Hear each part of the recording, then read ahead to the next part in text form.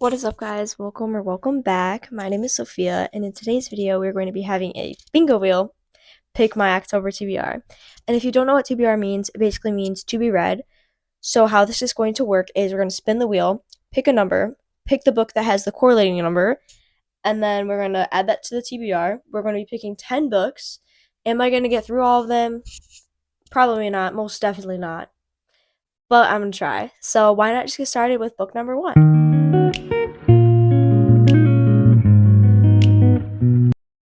Okay, so let's spin it. Oh, it came out. You just didn't see it. It's on the ground right now. Okay, so we got number 3.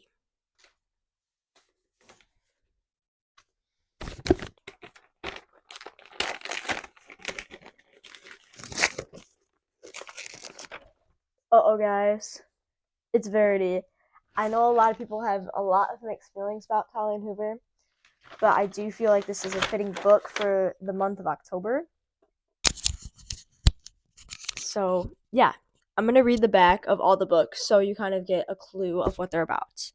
So this one says, Lowen Ashley is a struggling writer on the brink of financial ruin when she accepts the job offer of a lifetime. Jeremy Crawford, husband of best-selling author Verity Crawford, has hired Lowen to complete the remaining books in a successful series his injured wife is unable to finish. Lowen arrives at the Crawford home ready to sort through years of Verity's notes and outlines, hoping to find enough material to get her started. When Lowen doesn't expect to uncover, this is an unfinished autobiography Verity never intended for anyone to read. Page after page of bone-chilling admissions, including Verity's recollection of the night her family was forever altered, Lowen decides to keep the manuscript hidden from Jeremy, knowing its contents could devastate the already grieving father. But Lowen's feelings for Jeremy is beginning to intense. She recognizes all the ways. Hi, guys. Sorry to interrupt, but I just want to apologize for saying Jeremy instead of Jeremy. Like, germs. So, yeah. Sorry about that. She could benefit if he were to read his wife's words. After all, no matter how devoted Jeremy is to his injured wife, a truth this horrifying would make it impossible for him to continue loving her. So that's that. I don't know. I hear like a lot of traumatizing things that people have said when they read this, and they said that it ruined them. So hopefully I'm not ruined. But yeah, on to book number 2. Spin the wheel again. Oh, it came out right this time. Okay, so pick the number. We got number 7. Can you see it? Yeah. So we got number 7. So now we're going to pick the book 7. So grab that. Open her up.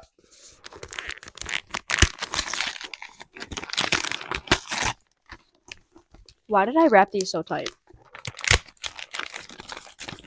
By the way, this took forever to wrap. Like all of these books. So.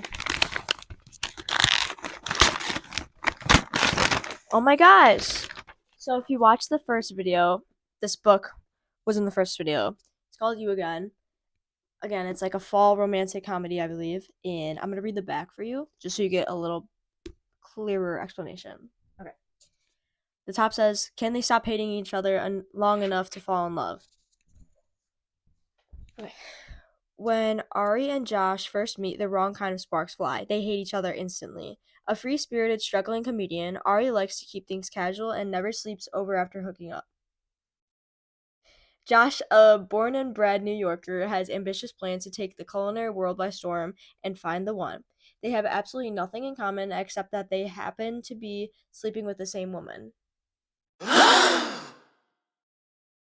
Ari and Josh never expect their paths to cross again, but years later, as they're both reeling from ego-bruising breakups, a chance encounter leads to a surprising connection, friendship.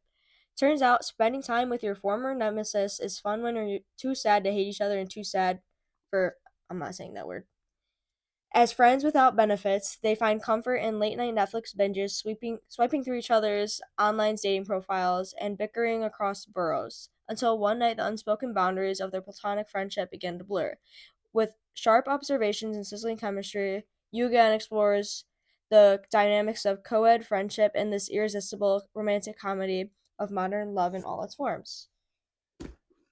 So yeah, I am excited to read this. I heard some good reviews and I've heard some mixed reviews about it. So, but it is on the shorter side. I mean, it's not like long, but it's not short. But yeah, so hopefully we get to read this month. On to book number 3. All right, already. Spin it once again.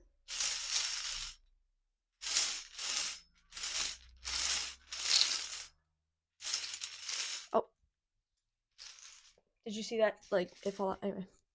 Okay, so we got number 27, and that's the last book on this. I think it's right here. Yeah. Okay. So let's pick it.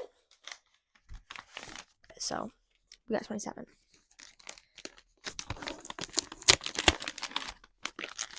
We got A Court of Thorns and Roses by Sarah J. Maas. And for those of you who don't know, this is a very popular fantasy. When 19-year-old huntress, I think it's Feyre, I think that's how you say her name. If you can see it, it's like right there. But I'm pretty sure it's Feyre. Okay. When 19-year-old huntress Feyre kills a wolf in the woods, a terrifying creature arrives to demand retribution. Dragged to a treacherous, magical land she knows about only from legends, Feyre discovers that her captor is not truly a beast, but one of the lethal, immortal fairies who once ruled her world. At least he's not a beast all the time. As she adapts to her new home, her feelings for the fairy, Tamlin, transform from icy hostility into a fiery passion that burns through every lie she's been told about the beautiful, dangerous of the Fae. But something is not right in the fairylands. An ancient wicked shadow is growing, and Feyre must find a way to stop it or doom Tamlin and his world forever. And I'm pretty sure it's not spelt like the way you would say fairy, but yeah. So I'm excited to get to this book. It's kind of, I've heard Beauty and the Beast like retelling to the max. But I do know it's inspired by that, like the start of the book. So yeah, A Court of Thorns and Roses is our third book. Spin the wheel once again. Ooh. It came out correct. Guys, I can't grab it. Okay, we got number 18. Let's grab the book. Where is it? It's right there.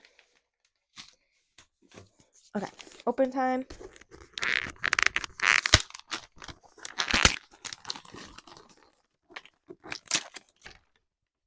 Oh my gosh, we got Pretty Girls by Karen Slaughter. So, yeah, I know. Okay, some things I know about this book is that it's a thriller and it's about sisters. So, I will read the back for those who are interested. Keep in mind, this is a little long, so just bear with me. Sisters, strangers, survivors. It's been more than 20 years since Claire and Lydia last spoke. Claire is the glamorous trophy wife of an Atlanta millionaire. Lydia, a single mother dating an ex-con, struggles to make ends meet. But neither has recovered from the disappearance of their sister Julia 2 decades earlier, and the shocking murder of Claire's husband brings the horror and heartbreak of the past roaring back into their lives. The vanishing of a teenage girl and the killing of a middle-aged man, almost a quarter century apart, what could connect them? As they form a rare truce, the surviving sisters unearth the secrets that destroyed their family all those years ago and find the astonishing truth where they least expected it. I heard some people say that this book is very eerie and I think scary, I heard.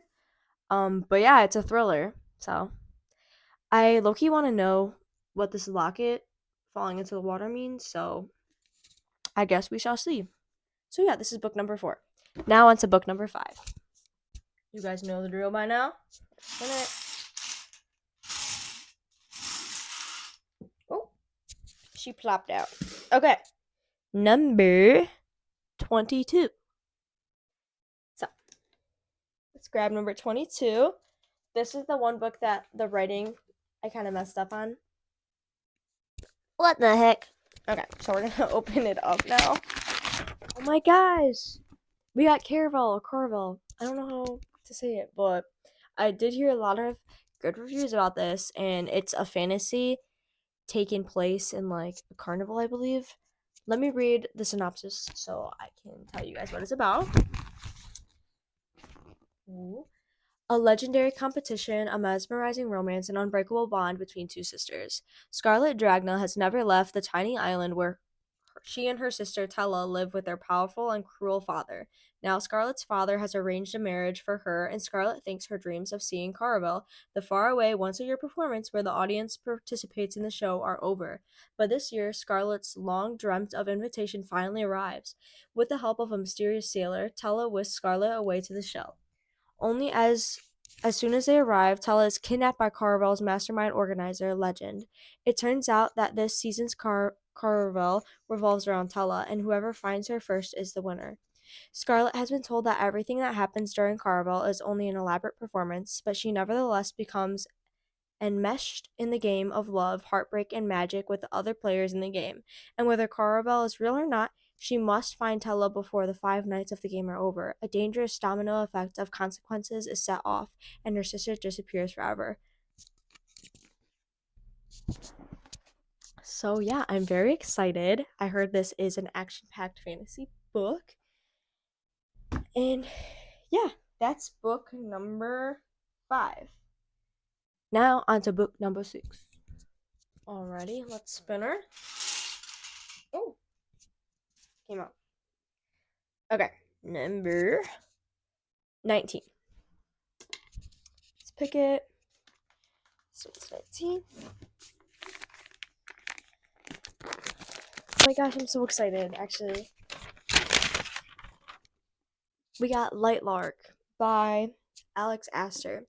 And my friend got this for me for my birthday, but I'm absolutely super excited for this. I've heard a lot of good reviews, so let's read the synopsis. Okay. Every 100 years, the island of Lightlark appears for only 100 days to host a deadly game, where the rulers of 6 realms fight to break their curses and win unparalleled powers. Each ruler has something to hide. Each curse is uniquely wicked. To break them and save themselves and their realms, one ruler must die. To survive, Isle Crown must lie, cheat, and betray, even as love complicates everything. So yeah, Lightlark by Alex Astor is book number 7. Now it's a book number 8. Alrighty, roll her up. Oh, what the heck? Alright, we got number 1. I think I know which one this is, because I think number 1 and the last one are the only ones actually. Actually, I didn't even remember the last one, so. Okay, number 1.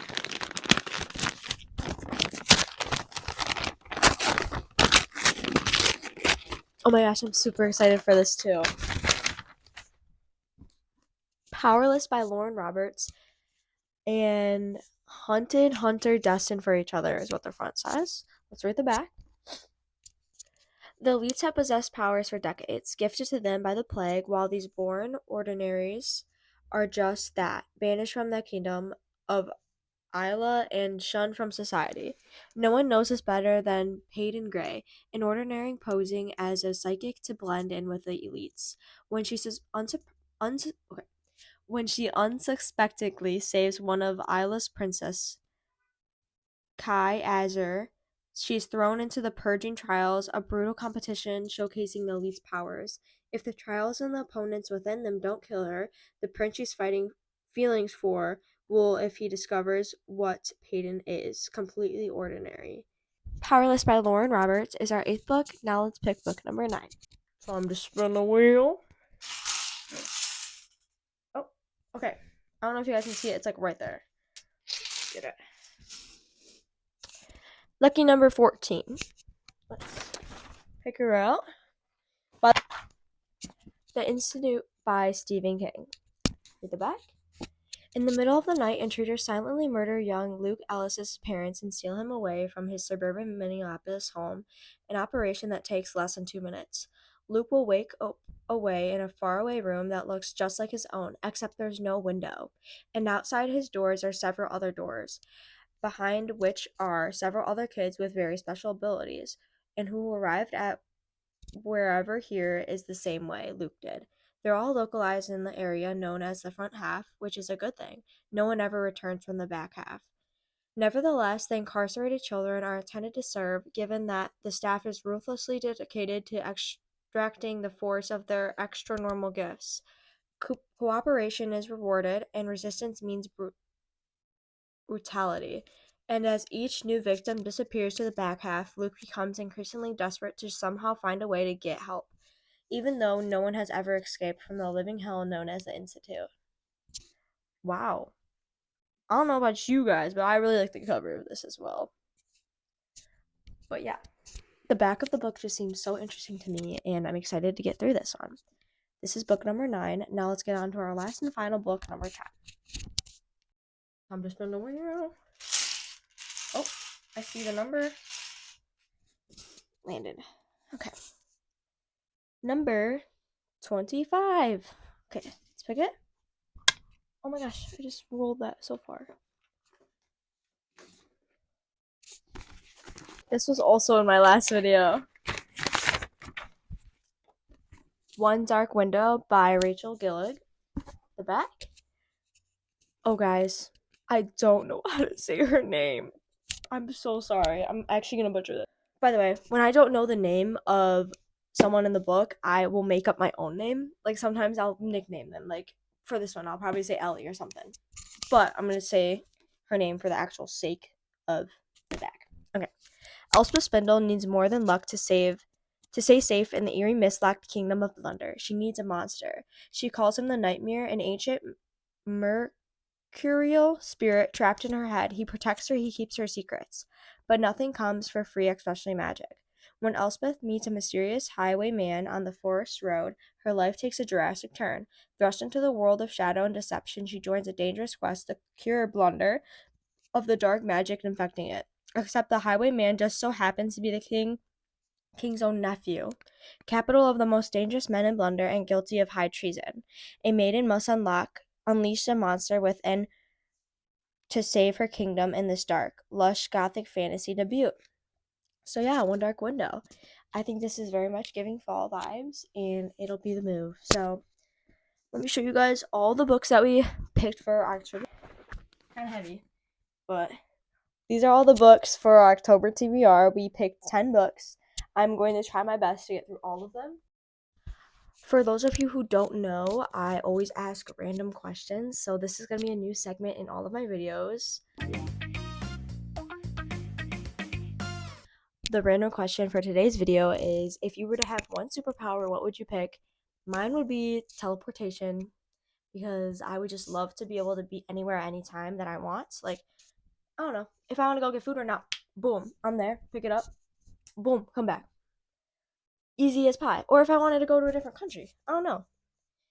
Anything is possible. So yeah, if you've made it this far into the video and you enjoyed, please leave a like and subscribe, and also comment if you want to what superpower you would pick. But yeah, that's all for today's video. I hope you tune in for my next one. Bye, have a great day, guys.